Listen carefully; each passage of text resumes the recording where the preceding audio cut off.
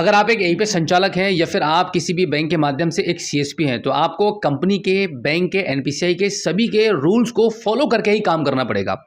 इसमें अब आपकी कोई भी मनमानी बिल्कुल भी नहीं चलेगी। बहुत सारे एईपीएस संचालक ऐसे सोचते हैं कि अब काम ही कहाँ बचा है मार्केट में, जैसे चाहो वैसे काम करो।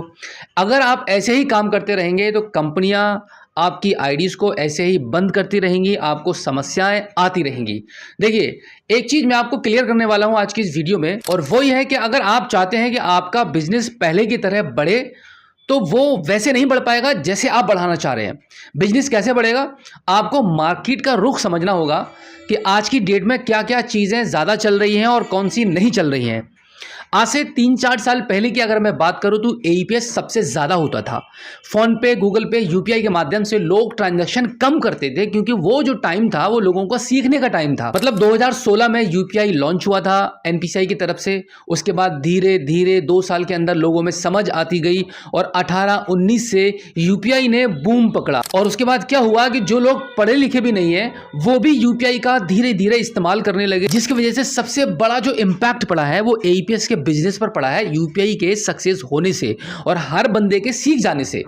तो जहां पर लोग आधार कार्ड के माध्यम से 1-2 हज़ार रुपए निकालने आते थे आपकी शॉप पर, वो अब यूपीआई के माध्यम से कहीं पर भी किसी को भी पैसा भेज दे रहे हैं। इन लोगों को लास्ट में जाकर बहुत ज्यादा कैश की रिक्वायरमेंट पड़ती है कि भाई अब हमारा काम कैश के माध्यम से ही सॉल्व होगा, तभी वो बैंक जाते हैं, एटीएम पर जाते हैं और किसी भी आप जैसी एईपीएस की शॉप पर जाते हैं और वो वहां से कैश वो लेते हैं। लेकिन 90% केसेस में अब ये देखा जा रहा है कि भाई अगर किसी को भी पैसे की ज़रूरत है तो वो अपने अकाउंट में डायरेक्टली किसी से भी मंगा रहा है, और अगर उसको किसी को देना है तो वो यूपीआई के माध्यम से अकाउंट नंबर के थ्रू क्यूआर कोड को स्कैन करके फ़ोन पे से, गूगल पे से, पेटीएम के माध्यम से किसी न किसी तरीके से वो सामने वाले को अपना पैसा पे कर रहा है। मतलब कहने का यह है कि सीधा सीधा जहाँ पर अगर किसी को पैसा देना पड़ता था तो बैंक जाकर, सीएसपी की शॉप पर जाकर, एईपीएस संचालकों की दुकान पर जाकर लोग पैसे को विड्रॉल करके किसी को देते थे, अपने मजदूर को, लेबर को, रिलेशन में, घर में, कहीं पर भी उनको पैसा देना होता था तो ऐसे देते थे। लेकिन अब यूपीआई ने सब कुछ बदल दिया है, तो आपको भी अपने तरीके बदलने होंगे।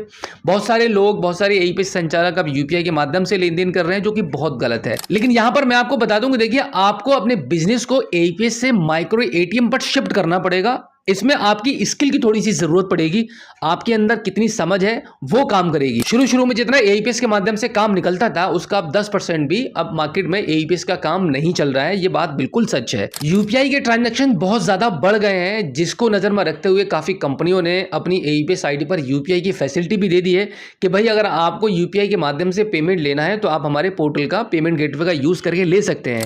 अगर आपको भी किसी ऐसे ही कंपनी की जरूरत है कि भाई हमें भी कोई ऐसा पेमेंट गेटवे या क्यूआर कोड मिल जाए किसी भी एईपीएस कंपनी का, जहां पर हम लोगों से यूपीआई के माध्यम से पेमेंट ले लें, तो आप हमारे स्क्रीन पर दिए गए कॉन्टैक्ट नंबर पर हमें संपर्क कर सकते हैं। हम आपको प्रोवाइड कराएंगे रॉयनेट सॉल्यूशन कंपनी की आईडी, जिसका प्राइस है 499 रुपए, जिसके थ्रू आपको पेमेंट गेटवे की सर्विस मिलेगी और एक स्टैटिक क्यूआर कोड भी आपको दिया जाएगा, जिसके माध्यम से लोगों से यूपीआई के माध्यम से भी पेमेंट रिसीव कर सकते हैं और अपनी इनकम को आगे बढ़ा सकते हैं। तो इसी के साथ मैं आपको एक बात और बता दूं कि अगर आपको ऐसा लगता है कि आपका एईपीएस का धंधा कम हो रहा है, बहुत सारी बैंकों ने एईपीएस के ट्रांजैक्शन बंद कर दिए हैं, जैसे स्टेट बैंक ऑफ इंडिया में नंबर नहीं लगा तो नहीं होगा, बैंक ऑफ बड़ौदा ने परमानेंटली प्राइवेट पोर्टल से तो लेन देन बंद कर ही दिया है। इसी के साथ और भी कुछ बैंक हैं जिन्होंने एईपीएस की निकासी को किसी हद तक बंद कर रखा है। अगर आपको भी ऐसी समस्या है तो मैं आपको बता दूं कि जितने भी कस्टमर इन बैंकों के आपके पास पैसे को निकालने के लिए आते हैं आधार कार्ड के माध्यम से, आप उनको सजेस्ट कीजिए बैंक से एटीएम लेने का। जब वो अपने पास एटीएम ले लेंगे बैंक के द्वारा, तो वो फिर आपके यहाँ पर माइक्रो एटीएम के थ्रू ट्रांजेक्शन आपके स्टार्ट हो जाएंगे, जिससे कि आपका जो बिजनेस का लेवल है वो पहले की तरह धीरे धीरे बढ़ता चला जाएगा। बट कंडीशन इसमें यही है कि आपको कस्टमर को थोड़ा सा समझाना पड़ेगा। जितने भी आपके लॉयल और रेगुलर कस्टमर हैं जो आपके पास ही काम को कराना पसंद करते हैं, वो आपकी बात को मान सकते हैं।